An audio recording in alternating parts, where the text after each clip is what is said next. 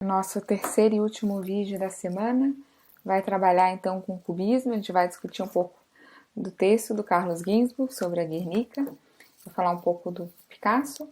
O cubismo é um termo também, né? O nome do movimento foi dado por um crítico, né? O mesmo crítico anterior, o Louis Vosel, que vai falar sobre as obras, né? Que tudo se reduz, né, a contornos geométricos e cubos. Ele está abordando, então, ele é Paris, né, do século XX, essas primeiras 2 décadas do século XX, e o movimento do cubismo é liderado pelo Pablo Picasso e pelo Georges Braque, né? Eles têm uma grande influência do Cézanne. Para eles, a arte não é uma cópia, mas um paralelo da natureza. Eles não negam a representação, mas eles querem, né, deformá-la, digamos assim. Eles apresentam tudo a partir de diferentes ângulos.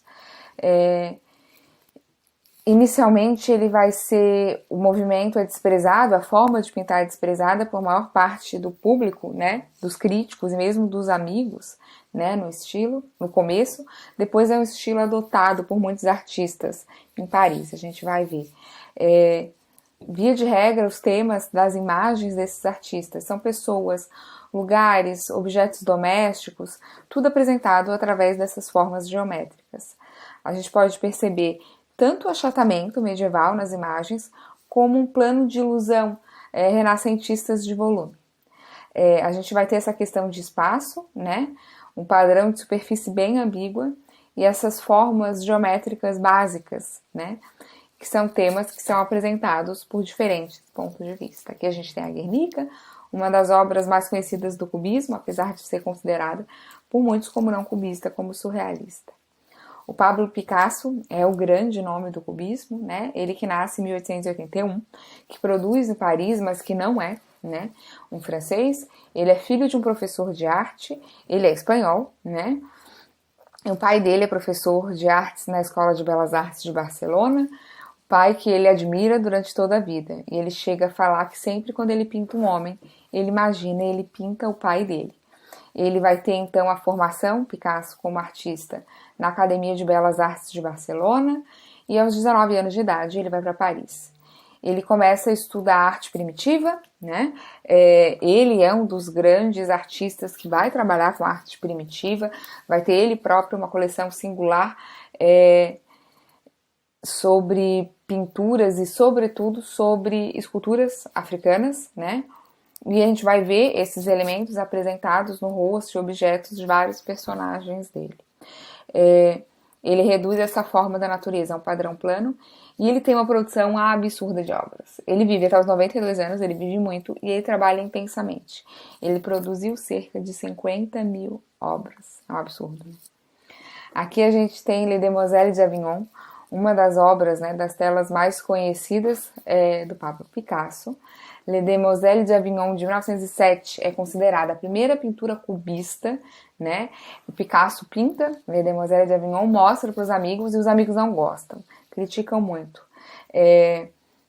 Ela vai traçar o que a gente chama dos rumores do cubismo e da arte moderna. A gente tem uma fragmentação em imagem e essas figuras e o ambiente quebrados, né, angulares. A imagem de Demoiselles de Avignon mostra um bordel e mostra, sim, prostitutas, né? A gente vem falando de prostitutas há algum tempo na aula, né? A gente tem, então, 5 nus e uma natureza morta aqui no chão, né? Les Demoiselles de Avignon não mostra as moças da cidade francesa de Avignon, mas as prostitutas da Calle de Avignon em Barcelona, né? A tela teve, então, uma recepção bem hostil com esse primeiro público, que são amigos, né? Que ele faz uma exibição privada da tela. E digamos assim, a estratégia artística do Picasso foi bem audaciosa, né? Colocar corpos num fundo, né? E ambos em formas geométricas. A gente vê aí na imagem um pouco o senso de profundidade, esse achatamento medieval que eu coloquei antes, uma perspectiva deslocada, né? O nosso olhar se move aí buscando um sentido na imagem. A gente tem uma influência muito grande dessas máscaras africanas. Por exemplo, a gente vê aqui uma das moças, né, portando uma máscara dessa. A gente tem também essas figuras angulares, né, bem apresentadas e distorções em figuras clássicas da arte. As imagens femininas, elas têm poucas semelhanças, né? Uma das semelhanças é a nudez, todas estão nuas. Elas têm contornos bem visíveis, né? E essa natureza fragmentada do movimento do século XX. As mulheres estão nuas, boa parte delas portam máscaras africanas, né? E elas têm uma aparência muito não humanas, né? Muito que negam essa humanidade. Talvez pela questão da prostituição, não sei, é uma análise minha. A gente tem aí uma figura bem musculosa que está segurando a cortina, né, que está aberta e que revela esse grupo de mulheres. A gente tem 2 nus frontais que apresentam no centro da obra, né, deixa eu voltar aqui, e olham diretamente para o espectador. Esses 2 nus frontais não parecem que essas mulheres portam máscaras. A que eu falei, musculosa, que abre a cortina, é essa daqui, né, ela é mais musculosa. E essas 3 mulheres, provavelmente, né, a aparência que elas portam uma dessas máscaras. Tem toda a questão que elas olham, né, com um olhar mais suave, né, e realista pra gente, né, elas não usam máscara. E não era uma versão anterior, mas eles conseguem ver os desenhos que foram feitos na própria tela. Existe um marinheiro e um estudante, né, nesse bordel, mas o Picasso tira e só deixa essas moças. O Picasso muda muito as imagens dele ao longo da feitura, algo bem interessante, né? Ele pensa com a imagem, muito legal isso no Picasso. Aqui a gente tem o mural da Guernica, lindíssimo e terrível, né? A Guernica, como eu falei para vocês, é considerada uma pintura surrealista, porque ela é surreal, ela não acontece, enfim, ela apresenta de uma maneira surreal algo, né, além de temporalmente ser colocada ali como surrealismo, ela apresenta algo que não estaria nessa dita realidade. Mas ela também tem muito de um cubismo, né? A gente tem essas figuras distorcidas, né? Várias questões que vão colaborar para ela ser uma imagem surrealista, mas ela evoca muito o cubismo. É uma combinação, né? A gente apresenta aí, então, o ataque, né, ao governo fascista espanhol. A gente tem um evento histórico sendo apresentado na tela. Em 1937, o bombardeio alemão à cidade basca de Guernica durante a Guerra Civil Espanhola. A Guernica, do Pablo Picasso, é um símbolo universal do antifascismo. O que eu acho que ela é mais antifascista é a negação de cores, né, para mim. Eu acho que sim, acho que muitos concordam comigo. A gente leu o texto do Ginsburg, que é um historiador, né, tradicional, por assim dizer, mas que tem, né, uma atuação bem legal na história da arte, bem interessante. Ele estuda, né, no Instituto Warburg, ele tem várias, né, esses textos, chama Medo, Reverência e Terror. Ele tem o Emblemas e Sinais, também que trabalha com imagem. Ele escreve livros, né, outros tantos livros sobre imagem. Esse livro, né, Medo, Reverência e Terror, é composto por 4 ensaios, e a questão principal do livro é o pathos formel, do Aby Warburg, né? Quando eu falei do Marrado, Davi, da tela, do Jacques Davi, eu tirei, né, desse texto também. É bem interessante o livro, vale a pena. O Ginsburg coloca como Picasso escreve obsessivamente a data em cada um dos trabalhos que ele coloca. E é importante, né, pensar nessa data, sobretudo na questão da obra do Picasso. A Guernica, provavelmente, segundo Ginsburg, é uma das pinturas mais documentadas da carreira do Picasso e provavelmente da arte ocidental. E uma das questões do texto é por que, como, em que circunstâncias essa obra de arte foi feita. E é o que o Carlos Ginsburg dá conta e tenta dar conta de responder, né, ao longo do ensaio dele.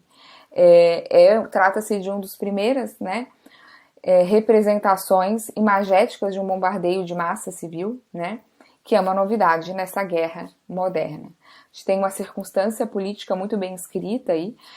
O Picasso recebe uma encomenda, né, na Exposição Internacional de Arte Técnica Aplicada à Vida Moderna, que vai acontecer em Paris, naquele ano, 1937. Né, o Picasso é convidado a expor no pavilhão espanhol. Né? A gente tem toda uma questão que o Ginsburg trabalha no começo do texto entre a arquitetura funcionalista e a arquitetura clássica, e mostrando como essa arte moderna ela vai estar atrelada né, a esses regimes mais democráticos e, né, uma arquitetura mais clássica, né, e uma arte mais clássica atrelada a esses regimes não democráticos. Né, regime soviético, alemão, né, nazista, enfim, fascista. O tema da obra, né, é um acontecimento, né, da Guernica na Guerra Civil Espanhola, um acontecimento que tem dia, local e hora, né, 23 de abril de 1937, na cidade basca de Guernica. Acontece um ataque de aviões alemães e italianos e mais de 2.000 civis morrem, né.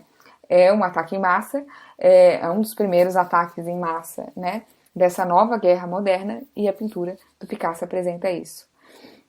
Essa exposição que acontece em 1937, em Paris, é dominada por dois pavilhões, principalmente o alemão e o soviético, né, e essa questão, uma competição quase que ideológica, né, entre os regimes e entre as plásticas desse regime.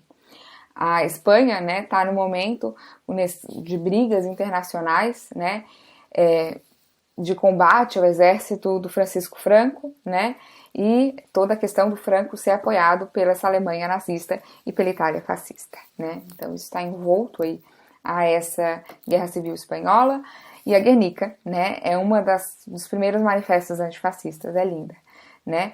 Essa arte moderna, ela é a linguagem plástica, né, de uma liberdade democrática no período. A Guernica foi encomendada no ano de 1937, não foi encomendada a Guernica, foi encomendada ao Picasso uma pintura mural para o pavilhão espanhol. O tema inicial era o pintor e a modelo, né, mas no dia 28 de abril de 1937, a prensa periódica francesa noticia o bombardeio que teria acontecido em Guernica, né, 2 dias antes. Picasso, um artista espanhol, né, não sei se eu falar se viu obrigado ou não se viu obrigado, mas ele decide mudar o tema da obra. E a obra passa a ser, né, o tema da obra deixa de ser o pintor e a modelo e passa a ser o bombardeio de Guernica, né. 1º de maio, né, alguns dias depois do noticiário, o Picasso vai fazer os primeiros esboços, né, dessa nova temática, né, da Guernica em si. É muito legal, o que eu acho mais incrível é que a Guernica é uma das primeiras imagens antifascistas, só que ela não é uma imagem de lamentação, ela poderia ser, mas ela é uma imagem de extrema potência, né, é muito bonita. Isso somado às cores, essas tonalidades, esses nuances de cinzas da imagem são o que para mim, né, mais me tocam. A gente tem várias imagens incríveis, várias questões dentro da própria imagem, a gente tem muitas imagens. A mulher segurando, né, esse lampião é para mim a imagem isolada, né, mais incrível. O Ginsburg vê algo impressionante e é um pathos formel, né. Ele vai replicar o Ginsburg a essa atividade do pintor, né, com o pincel na mão, com essa mulher desesperada, né, segurando o lampião. O Michel Legrand, que é, né, um intelectual francês bastante conhecido, ele fala que parece evidente que a pintura, o ato de pintar para o Picasso, é o mais importante de todos os temas, né? O tema do Picasso recorrentemente é a própria pintura, é o pintor e a modelo, enfim, é a pintura. E aqui a gente vê uma mulher com um lampião que reproduz, não é que reproduz, ele apresenta mais uma vez esse mesmo gesto, que é o gesto do pintor pintando, da mão pintando, né? O Ginsburg, para fazer essa análise que eu coloquei, ele vai usar uma fotografia da Dora Maar, na época companheira do Picasso, né? E que tira uma foto dele com esse mesmo gesto, é bem legal. E é bem interessante. Aqui tá, para mim é o ponto auge do texto do Ginsburg, essa imagem, né? Ele replica o gesto do pintor no gesto da mulher, o Picasso, né? Segurando o lampião. Que a gente tem alguns elementos que foram trazidos pelo Carlo Ginzburg para fazer análise. Um deles, ele vai mostrar como o Picasso é um artista que tem uma formação acadêmica. A gente viu que ele estudou na Academia de Barcelona de Belas Artes. Ele é filho de um pintor. Ele é um artista que tem um alicerce clássico de arte. Mas ele usa, e o Ginzburg vai mostrando, mas ele nega. Porque ele é um artista que defende causas democráticas e defende, né, essa arte moderna, porque é a linguagem desse momento. Tem várias questões legais, eu sublinhei algumas delas aqui. Esse touro, né, postando 2 olhos, e são 2 olhos humanos afastados. Essa mulher, né, eu adoro essa mulher, que chora perturbada com uma criança no colo. É uma pietà, né, num ataque fascista, é lindo. a gente tem uma lâmpada dentro, né? Na forma... Aqui, deixa eu mostrar a tela. Ai, acho que tá aqui. Essa lâmpada, né? Que tem a forma de um olho. É bem legal, que pode também ser pensada como sol espanhol ou uma lâmpada na sala de tortura. A gente tem um cavalo em sofrimento, uma mulher caindo no chão com espanto, né? E a outra presa no edifício em chamas. A gente já vai ver. É muito legal aqui. Eu tenho esse braço, né, de um guerreiro morto, mas parece ao mesmo tempo um braço de uma estátua clássica. São vários elementos classicistas que são apresentados na imagem, mas que de certa maneira a imagem renega. Por exemplo, né, esse próprio triângulo aqui, né, o frontão. A gente pode falar um pouquinho disso no encontro síncrono. A gente também tem várias, se é uma imagem horrível de um bombardeio, a gente tem uma flor crescendo ao lado da mão. É o símbolo de esperança da pintura. A gente tem toda a questão do cavalo, a revolta, a agonia, dessas imagens tão violentas, né? E o número de símbolos narrativos, que o Picasso nunca se comprometeu a interpretar, tá? E a gente interpreta, mas o Picasso perguntava para ele, ele fugia, ele não interpretava. O Minotauro poderia ser analisado como um touro espanhol? Poderia. A mulher em espasmos e sofrimento, o cavalo pisoteando essa mulher, a gente tem... essa mulher que sofre, a gente poderia pensar esse cavalo como Hitler ou Franco, Mussolini, enfim. Depende da nossa análise. O Picasso nunca se comprometeu. Aqui a gente consegue ver o mural da Guernica, que hoje foi apresentado, então, em 37, nesse pavilhão espanhol, em Paris. E aqui a gente vê ele, onde ele está, no acervo dele atual, que é no Museu de Reina Sofia, em Madrid. Outra coisa muito legal do Picasso, que eu falei, é que ele pensa a imagem nesse processo. E ele pensa outras imagens no processo. Aqui a gente tem as linhas do Velázquez, lembra que a gente aprendeu? Aqui a gente trabalhou um pouco em sala de aula. E o Picasso fez uma série de 58 imagens dedicadas às linhas, né? Do pintor espanhol, o grande pintor espanhol, Diego Velázquez. Ele faz isso, né? Faz essas imagens no ano de 57. E ele doa todas elas em 68 para o Museu Picasso em Barcelona. Bem legal. O Picasso pensa a imagem antes dos teóricos pensarem. Antes do Foucault escrever sobre as meninas do Velázquez, o Picasso foi e pintou. A imagem pensa a própria imagem. Como se a gente teórico precisa pensar a imagem fez isso antes de nós. E o Picasso fez isso várias vezes. Por exemplo, com as linhas ou as mulheres da Argélia, que eu já falei quando a gente falou de Delacroix, né, e da exposição que aconteceu em Berlim esse ano. Outro artista cubista é o Georges Braque. Ele e o Picasso são os dois, né, mais afamados do movimento. Ele nasceu em 1882, passou a juventude em Le Havre e fez curso de arte, né, no período noturno. Ele e o Picasso vão trabalhar juntos, né? Uma das questões muito, muito interessantes do Georges Braque é que ele começa a usar colagem, né? É interessante, um pouco triste, ele serve como sargento na Primeira Guerra Mundial e ele foi gravemente ferido em 1915. E depois da guerra, a vida dele é outra, né? E de certa feita, o cubismo como um movimento artístico, ele vai até o início ali da Primeira Guerra Mundial. Não é bem assim, a gente vê, né? Mas, teoricamente, como a teoria também, por isso que eu falei das caixas, vocês já viram pela aula que isso é impossível de encaixar. Aqui a gente tem uma obra super legal, de Georges Braque, que é Casas em Estanque, de 1908. O que a gente vê aí? A gente vê que é uma paisagem que não tem profundidade. É como se a gente vê a mesma paisagem por diferentes ângulos. Esse cubismo, né, de 1908, dessa casa em estanques, é o chamado cubismo analítico, onde esse objeto é apresentado através de superfícies planas intercortadas. Tá tudo meio que amontoado em primeiro plano, a gente tem essas formas bem geometrizadas, a imagem é apresentada no Salão de Outono de 1908, o salão que dá nome de cubismo ao cubismo, né? E a gente olha um objeto que não tem perspectiva, né? Mas ele é apresentado a partir dos diferentes ângulos possíveis dessa apresentação. Aqui a gente tem um homem e um violão, de 1912. O Picasso tem uma tela com a mesma temática, são bem parecidos. A gente tem esse cubismo analítico, essa fase inicial do cubismo, e esse objeto através de superfícies planas intercortadas, mais uma vez. A gente tem uma paleta de cores bem tênues aqui, e a gente vê um homem tocando um violão, né? Um objeto de cordas. A imagem é reduzida a formas de uma abstração que até então aqui nunca tinha sido imaginada, né? A partir daqui ela vai, né? A gente vai ter então esse volume que vai ser criado a partir dessa suspensão dos planos, dessa montagem desses ângulos. A imagem é do MoMA. Aqui a gente tem Le Corbusier de 1913. E o que é muito interessante aqui é a colagem. A gente vai ter aqui no cubismo, né? A colagem na arte é um conceito bem novo, né? E é um conceito, se a gente for pensar na arte, desde Masaccio a gente não tem uma revolução assim na pintura, segundo os teóricos. Eu começo a pegar fragmentos de materiais cortados, eu começo a colar, né, nessa obra.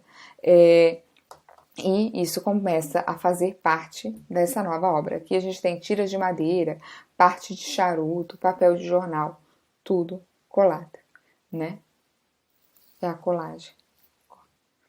Aqui a gente tem natureza morta sobre uma mesa, que é Gillette, e a gente tem, né, essa imagem, mais uma vez, de colagem, de 1914, essa obra. E aqui a gente tem o que é chamado de cubismo sintético, que é o processo de estruturação e planejamento desse objeto. A gente tem pedaços de materiais que são introduzidos na tela, colagem, pedaços de jornais, enfim.